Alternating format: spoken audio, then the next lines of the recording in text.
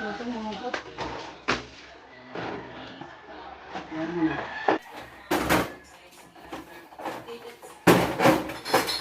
Uy, tubig na sa akin mo. Bo. Bo.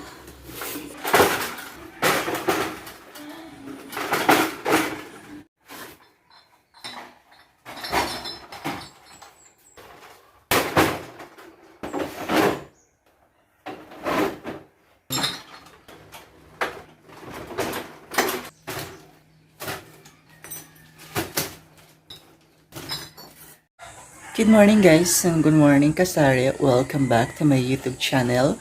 So ipapakita ko lang po sa inyo yung napadeliver ko kahapon. So ayan na po yung mga napadeliver.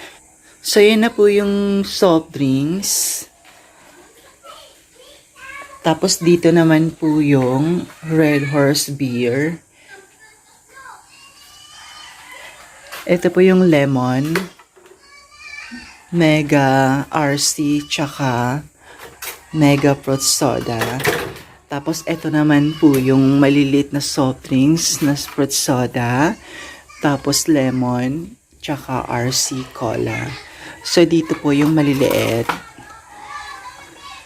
Tapos, dito naman po tayo. Ito po yung mismo is dalawang bundle na Sprite, Royal, tsaka Coca-Cola. Ang bintahan ko po nito is nagtaas na po siya. Ang isang bundle is 150. So, nag-adjust po kami dito. Hindi lang po ako. Lahat po kami dito na nagtitindahan. Ang isang ganito po, isang bote po ng Sprite, Royal, tsaka Coke is 17 pesos na po. Tapos, ito po. Sa isang bote na ganito is 12 pesos din po. Tapos dito naman po tayo sa lemon. Tulad ng sinabi ko before, 27 pesos per bottle po siya. Tapos dito naman po sa Red Horse na litro, 125 ang bottle. Tapos dito naman po sa maliliit, is 65 pesos po ang bintahan ko niyan. So, bali, ang napadeliver ko kahapon is isang case na soft drinks. Tapos, 3 case po na ganitong maliliit. Tapos, 4 na case na malalaking Red Horse beer. Tsaka isang case ng Red Horse na maliit. Tapos, yan po, 6 na bundle ng mismo Sprite, Royal, and Coke. Bali, sa 10 case ng soft drinks na malalaki, tapos 3 case na maliliit, tapos 6 na bundle ng mismo, tapos 4 na Red Horse beer na malalaki, tsaka isang Red Horse beer na maliit. Tapos ito po yun guys, yung aking nabayaran. Bali 6,520 po. So yun lang po guys. Tapos ilalagay ko na po to sa ref para po may malamig na sila.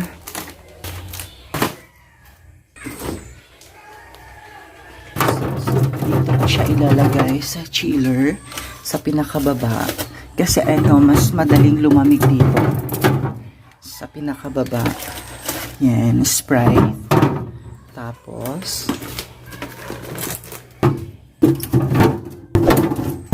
Tapos maglagay naman din po tayo ng Sprite.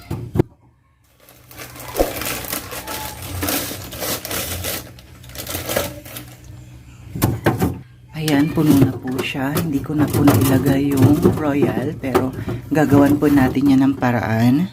Dito ko po ilalagay yung Royal sa gilid na to. Tapos dito naman sa baba, dito ko ilalagay yung Zest O.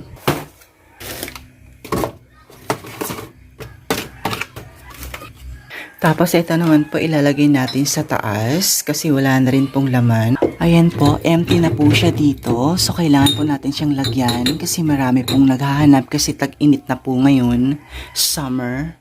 So kailangan ko muna siyang punasan para mawala po yung alikabok. Ayan.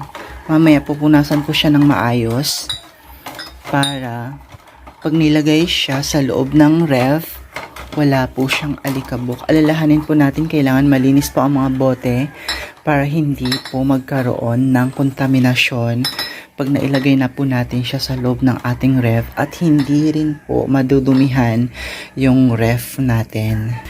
So ayun mga kasari, bali kalahating case lang po yung ilalagay ko kasi para makapaglagay din ako ng lemon tsaka ng RC Cola kasi iba-iba pong hinahanap ng mga customer, hindi lang po fruit soda. So kalahati lang po siya para may ibang flavor pa po tayong mailalagay sa loob ng ref. So itabi ko na po to. So ito naman po yung lemon, bali kalahating case lang din po ang ilalagay natin. So lilinisin din po natin yung 12 tapos itatabi din natin yung 12 bottle. So, ayan na guys. Nakuha ko na ang 12 bottle. Itatabi ko na naman tong kalahating case. Ito na siya. Nalinis ko na siya. Tapos, isusunod natin yung RC Cola maliit. So, ito naman guys, yung RC Cola. 12 bottle lang din ulit. Ito lang ang ilalagay din natin. Tapos, yung kalahating case, yung 12 bottle, itatabi din po natin. So, lilinisan ko lang po siya. Okay, so ayan, nalinis ko na po. Ito naman po yung itatabi natin, yung kalahating case. So lahat na po to guys, mga kasari, yan po yung ilalagay ko sa loob ng ref. Tara, samahan nyo ako kung paano ko siya ilalagay at kung kasya siya sa lalagyan niya. So dito ko siya ilalagay.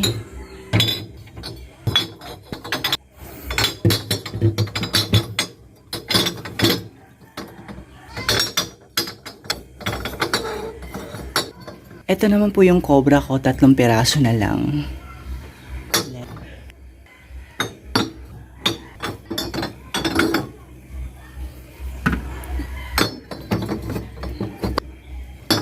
So, ayan na siya guys. Ayan na siya mga kasari. Quick tour na rin. Para ipakita ko lang sa inyo ang laman ng ref. So, ayan na po yung maliliit na soft drinks. Ito naman po yung Red Horse beer na maliit. Tapos dito naman po yung malalaking lemon tsaka fruit soda. Tapos dito naman yung mismo sa chiller. Dito sa gilid naman po yung mismo ng Royal. Tapos sa pinakababa is yung Zesto na 250 ml. Tapos ito naman po yung 5. Hindi ko na siya nilagay kasi parang sobrang bigat na. Yun lang po mga kasari. Thank you for watching. Sana nagustuhan nyo yung aking vlog. Kung paano ako magpa-deliver, kung magkano ang aking soft drinks tsaka Red Horse, tsaka kung paano ko siya ilagay sa aking maliit na ref. So, thank you guys!